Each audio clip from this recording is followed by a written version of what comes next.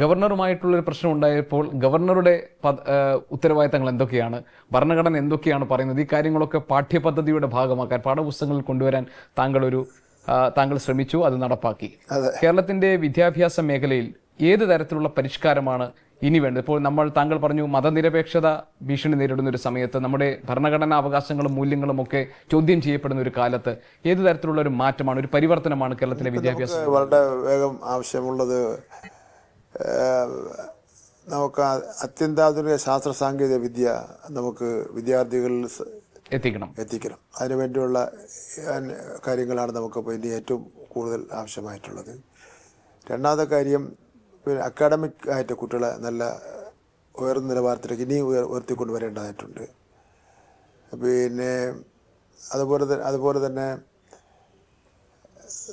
നമ്മുടെ കായിക രംഗം കുട്ടികൾക്ക് നല്ല പ്രാധാന്യം കൊടുക്കേണ്ടതായിട്ടുണ്ട്. അതായത് പാഠ്യേതര വിഷയങ്ങളിൽ പ്രാധാന്യം കൊടുക്കേണ്ടതായിട്ടുണ്ട്.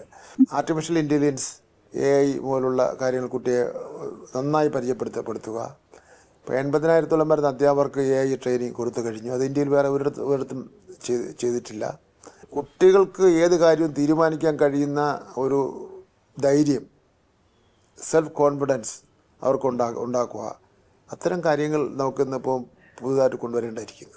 ലോകത്തെവിടെയായാലും ഏത് സമയത്തും 24 വാർത്തകളും ഓഗ്മെന്റഡ് റിയാലിറ്റി പാക്കേജുകളും എക്സ്പ്ലെയിനറുകളും വിശദമായി കാണാൻ ഞങ്ങളുടെ യൂട്യൂബ് ചാനൽ നിങ്ങൾക്ക് സബ്സ്ക്രൈബ് ചെയ്യാം.